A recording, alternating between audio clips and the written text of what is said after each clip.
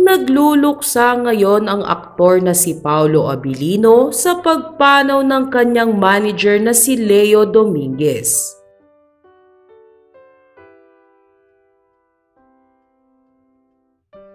Sa ulat ng ABS-CBN News ay malungkot nilang ibinalita na pumanaw na ang veteran talent manager na si Leo Dominguez. Veteran talent manager Leo Dominguez has passed away. Ogie Alcacid, one of Dominguez talents in LBD Management Corporation, confirmed the news from the Dominguez family. Dominguez is also the manager of A-list talents Paolo Abilino, Janine Gutierrez, and Lobby Poe.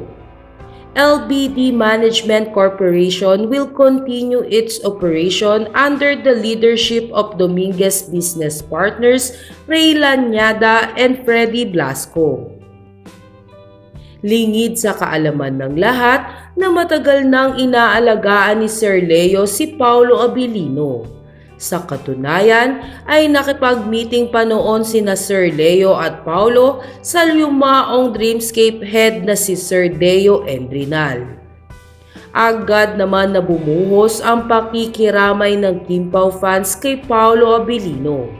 Anila ay doble ang sakit na nararamdaman ngayon ni Paolo Abilino dahil sa pagpanaw ng kanyang dalawang tatay-tatayan sa showbiz ngayong taon.